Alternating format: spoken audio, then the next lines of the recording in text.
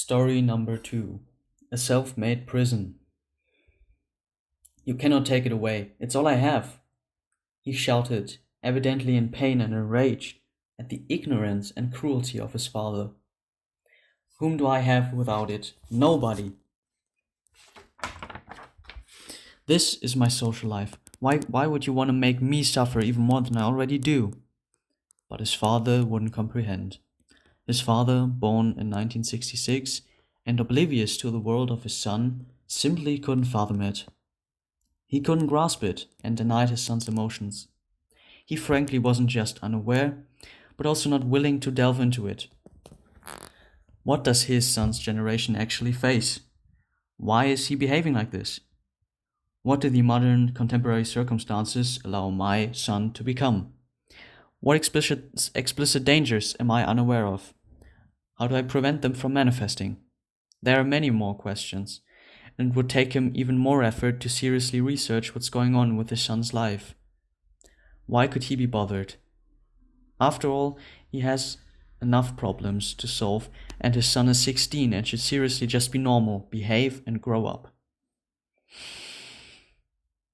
Deteriorating health and an unfulfilling marriage are only two among many detrimental factors that make him consciously or unconsciously ignore his son. And instead of striving for successful communication, which would require a calm and compassionate approach, he yelled. He yelled as loud as he could. Out of the top of his lungs he yelled and screamed, letting his rage burst out like blazing rocks from a volcano. All the concealed emotions his father had accumulated throughout the past few days, weeks, months, and years were all at once released.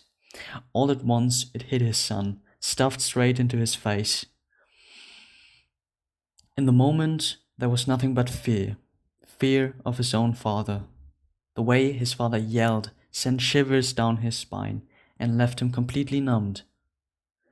His father's ability to lose his temper wasn't alien to him. On the contrary, he had experienced it a million times. This time was different. This he would never forget. In that moment, his soul left his body and left him motionless for at least half a minute before tears came slowly running down his cheeks.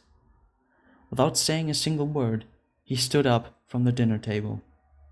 There was no crying, no nothing emanating from him.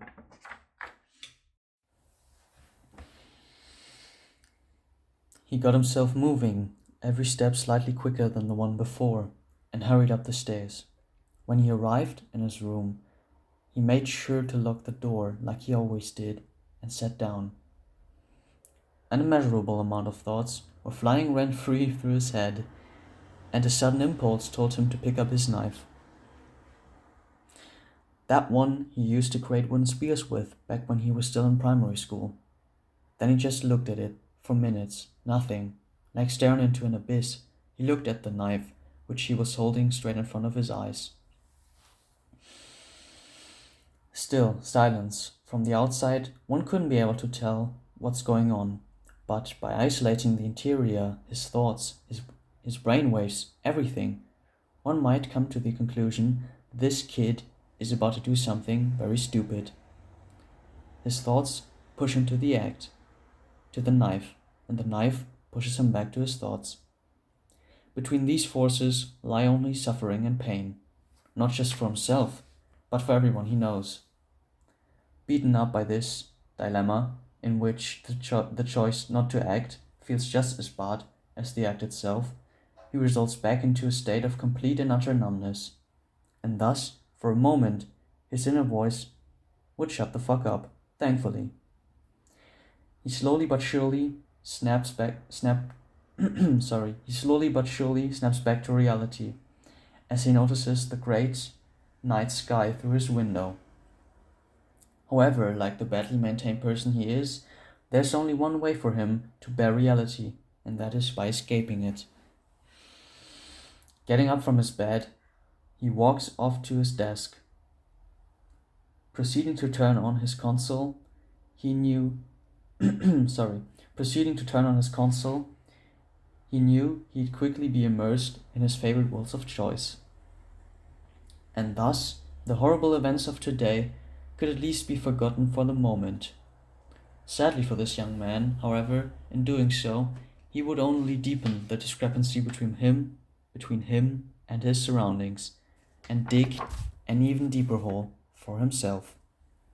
Every single time, every minute and second spent on his fantasies were transforming his mind into his own prison.